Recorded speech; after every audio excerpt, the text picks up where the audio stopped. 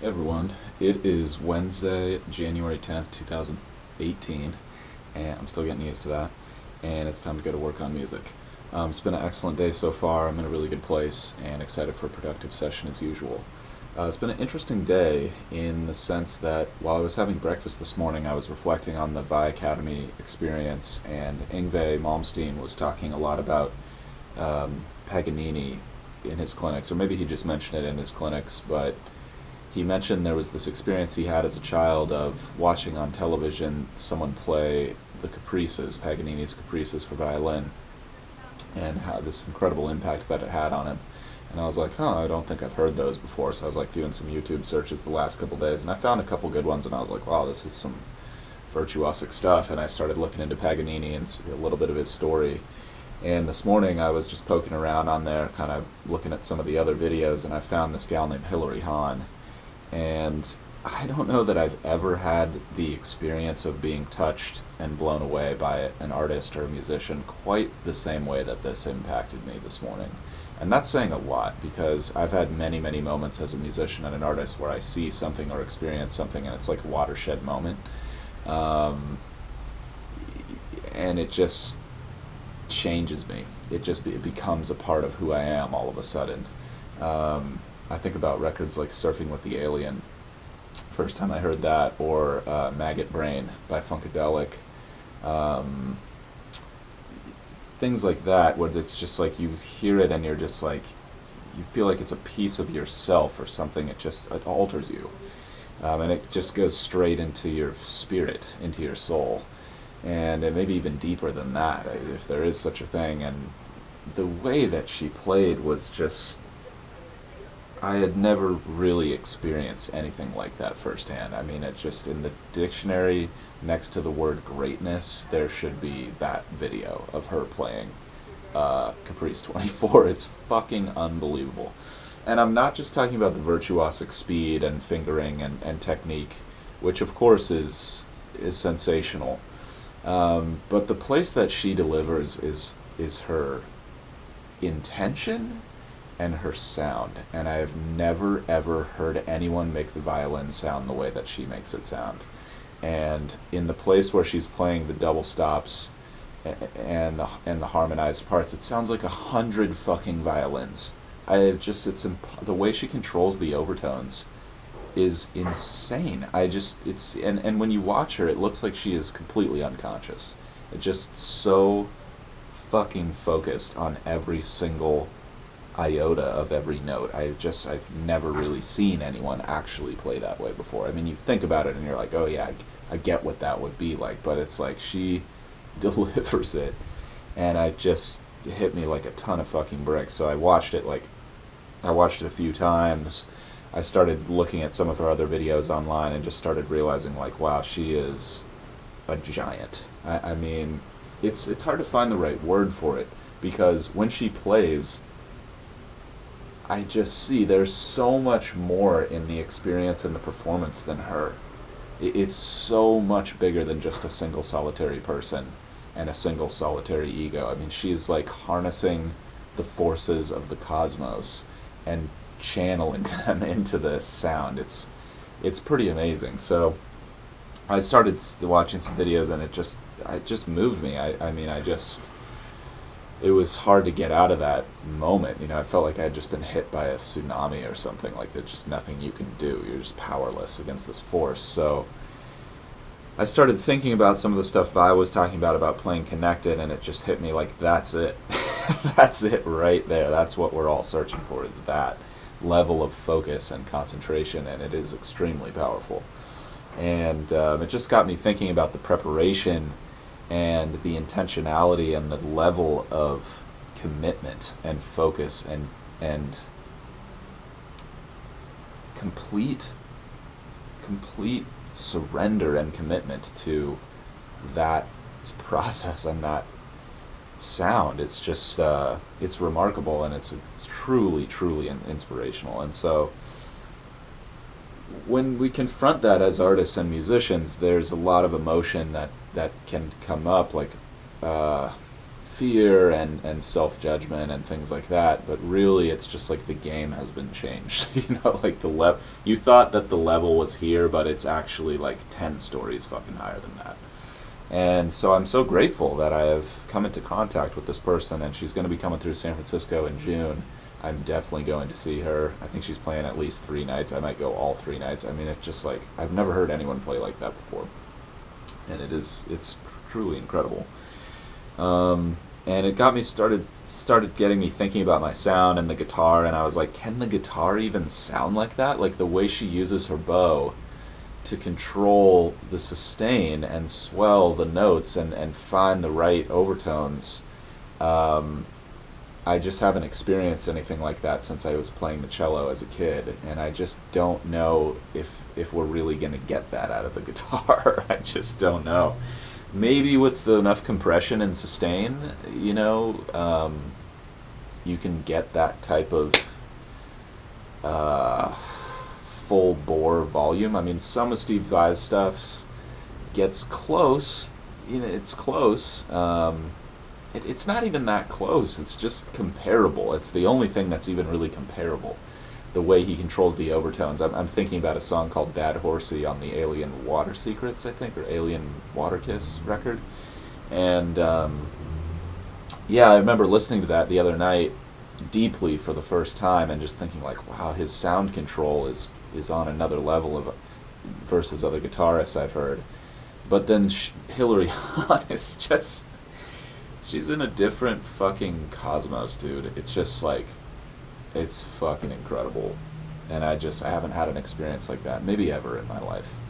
So I just wanted to document that and be honest that soaked up the first like hour and a half of what I was going to do today. So I'm going to skip the online class front. I'm going to skip my normal drum practice. I'm just going to jump right into the tracking session. I might watch a few more Hilary Hahn videos. It's just, I just got to absorb that. I just got to integrate that. It's just fucking mind-blowing. But yeah, I'm going to do some tracking today on the drums, and I'm going to think very differently about my sound than I've ever thought about it before. Holy fuck. And think about intentionality a little bit more. I'm going to listen back to the chorus performance I did a couple days ago and see if it's in the ballpark. I think I might do a little more tracking on that today if I've got the time. And then I'll probably start working on the fill a little bit, depending on how I feel. And then that track's going to be done, which is pretty exciting. There may be a couple more edits and retracks to do later, but I'll be done tracking the song. It won't be done, and there'll probably be more effects to add and pads and different things, but I'll probably leave that for later. Then I'm going to save plenty of time later in the second half of today to dive deep on the new song and to make sure that I get the bridge section knocked out appropriately. I did some tracking for that last night. I may retrack that stuff. We'll see. And yeah, just make sure that gets completed as much as possible today and just move myself forward and try to get that track done by the end of the week as far as the skeleton sketch goes. That would be huge. Appreciate you guys for tuning in, and let me know if you have any thoughts as we go. Let's get right into it.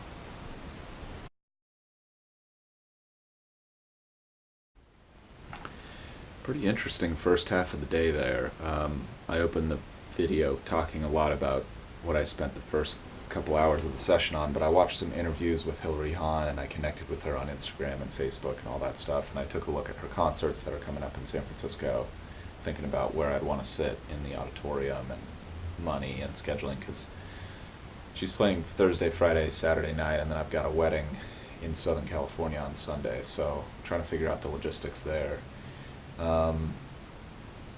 Yeah, so I did that, which was fantastic, and she's just such a beautiful person, such a beautiful, pure spirit, and such an incredible player, and her playing just comes from this place of such purity that it's so unique, and it's so different from anything I've ever experienced or seen. But I just get it now. That's what playing connected is, and I asked Steve Vai at Vai Academy, he said something last year, he doesn't try to play emotionally, he tries to play connected. And I thought I knew what that meant, but I really got it when I watched Hilary play that Caprice in particular. If you just do a YouTube search or Google search of Paganini Caprice or Caprice 24, I think she's the top pitch. It's like 5 million views as of today or something like that, Hilary Hahn. And it's just her playing, and it's just the focus is immense. It is absolutely immense. And I just tried to take that into my drum practice. I eventually thought, okay, let's play a little bit, and I thought about working on the fill. I actually listened back to the third chorus stuff that I was working on for the tune, and it sounds pretty darn good. There's maybe like one or two notes that are a little off, but the rest of it is sounding really good, both from the narrow picture of like, is it tight, is it holding up when I play it loud, and the big picture when I play it soft, do I feel the groove? And I really got a good performance there, so I'm not sure if I'll retrack it, but I think it's probably good enough. I'll give it a couple more days. But yeah, then I wanted to start working on the fill and play a little bit, but I just got into my practice, and I just wanted to experience that level of focus and intentionality. And again, I was using the Benny Greb exercise of just focusing on the space between the notes and really just trying to play every single note intentionally. Make every single note matter.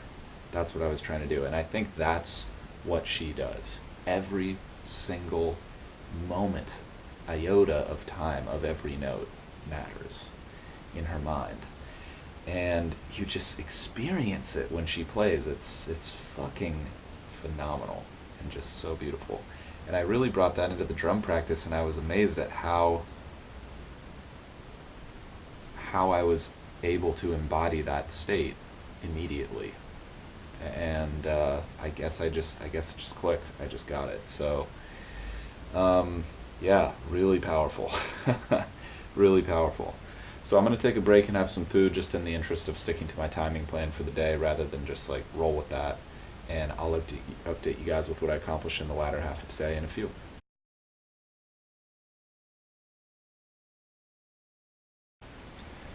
Alright, excellent second half of the day. It was so good to have more time than the past few days, and I think that's just the main thing going forward, is protect that music time above all else. No wiggle room with the timing like plan for the day, just like stick to that as much as humanly possible. So